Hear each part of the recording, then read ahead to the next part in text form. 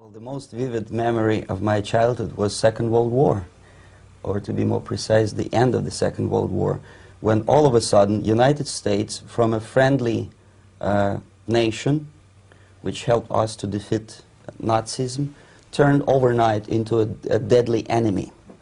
And it was very shocking because all newspapers were trying to present an image of belligerent, aggressive American imperialism. Most of the things that we were taught is that United States is aggressive power, which is just about to invade our beautiful, free, socialist country, that American CIA is dropping Colorado beetles on our beautiful potato fields to eliminate our crops, and each schoolboy had a picture of Colorado bug on the back page of his notebook, and we were instructed to go into collective fields to search for those little Colorado bugs. Of course, we couldn't find any, neither we could find many potatoes. And that was explained again by the encroachments of the decadent imperialist power. The anti-American paranoia, hysteria in the Soviet propaganda was to such of such a higher degree that many less skeptical people or less stubborn would really believe that the United States is just about to invade our beautiful motherland, and some secretly hope that it will come true. That's interesting. Yes. Well, getting back to life inside the Soviet Union or inside communist countries in general, in this country, at the university level primarily, we read and hear that the Soviet system is different from ours, but not that different, and that there is a convergence developing between all of the systems of the world, and that really it doesn't make an awful lot of difference what system you live under, because you have corruption and dishonesty and tyranny and all that sort of thing. From your personal experience, what is the difference between life under communism and life in the United States? Well, life is obviously very much different for simple reason that the Soviet Union is a state capitalist economically. It's a state capitalism where an individual has absolutely no rights, no value. His life is nothing. It's just like an insect. He's disposable. Whereby in the United States, even the worst criminal is treated as a human being.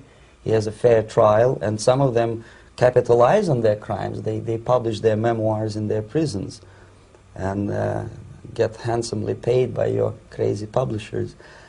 The differences, of course, in the daily life are very various, depending on whom we are talking about. In my own private life, I never suffered from communism simply because I was brought up in a family of high-ranking military officer.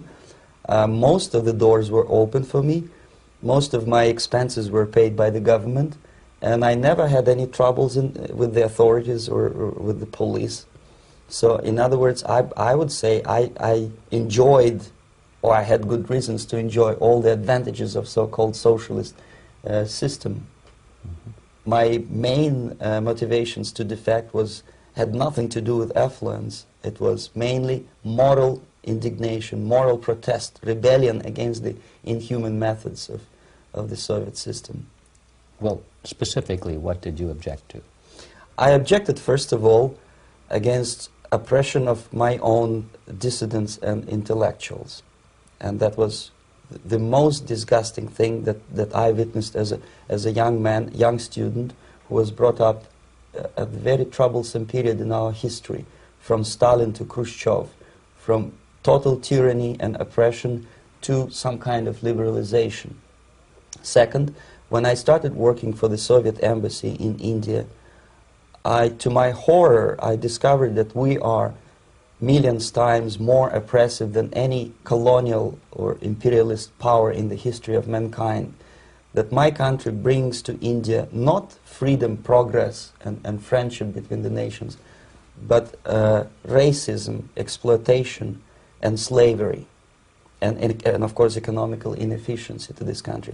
Since I fell in love with India, I developed something which by KGB standards is extremely dangerous thing. It's called split loyalty, when an agent likes a country of assignment more than his own country. I literally fell in love with this beautiful country, a country of great contrasts, but also great humility, great tolerance, and philosophical and intellectual freedoms. My ancestors used to live in caves and eat raw meat when India was a highly civilized nation 6,000 years ago. So obviously the choice was not to the advantage of my own nation. I decided to defect and to entirely dissociate myself from that brutal regime. Mr. Bezmenov, we've read a lot about the concentration camps and the slave labor camps under the Stalin regime. Now the general impression in America is that those things are part of the past. Are they still going on today, or what is the status? Yes. There is no qualitative change in the Soviet concentration camp system. There are changes in numbers of prisoners. Again, this is unreliable Soviet statistics. We don't know how many political prisoners are there in the Soviet concentration camps. But we sure know from various sources that at each particular time there are close to 25 to 30 million of Soviet citizens who are virtually kept as slaves in forced labor camp system. The size of the population of a country like Canada is serving terms as prisoners. Incredible. So I would say that those intellectuals who try to convince American public that concentration camp system is a thing of a past are either conscientiously misleading public opinion, or they are not very intellectual people. They're selectively blind. They lack intellectual honesty when they say that. Well, we've spoken about the intellectuals in this country and also the intellectuals in the Soviet Union. What about down at the broad mass level?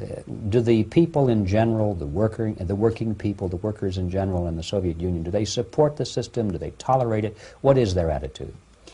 Well, average Soviet citizen, if there is such an animal, of course, does not like the system because it hurts, it kills.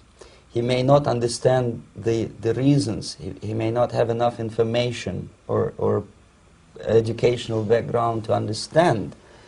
But I doubt very much there are many people who are conscientiously supporting the Soviet system. There are not such people in USSR. Even those who have all the reasons to enjoy socialism, people like myself, who were a member of journalistic elite, they also hate system for different reasons, though. Not because they lack material affluence, but because they are unfree to think, they're in constant fear, duplicity, split personality. And this is the greatest tragedy for my nation. Well, what do you think are the chances of the people actually overcoming their system or replacing it? There is a great possibility that system will sooner or later be destroyed from within. There is a self-destructive mechanism built into any socialist or communist or fascist system, because there is lack of feedback, because the system does not rely upon loyalty of population. But until this Soviet junta is being supported by the Western so-called imperialists, that is, multinational companies, establishments, governments, and let's face it, intellectuals, so-called academia in the United States is famous for supporting the Soviet system. As long as the Soviet junta will keep on receiving credits, money, technology, grain deals, and political recognition from all these traitors of democracy or freedom, there is no hope, there is not much hope for changes in my country, and the system will not collapse by itself simply because it's being nourished by so-called American imperialism. This is the greatest paradox in history of mankind, when capitalist world supports and actively nourishes its own destroyer, destructor. I think you're trying to tell us something in this country. Mm-hmm. I'm trying to tell you that it has to be stopped unless you want to end up in Gulag system and enjoy all the advantages of socialist equality working for free, catching fleas on your body, sleeping on the planks of plywood in Alaska this time, I guess. That's where Americans will belong, unless they will wake up, of course, and force their government to stop aiding Soviet fascism. Well, you told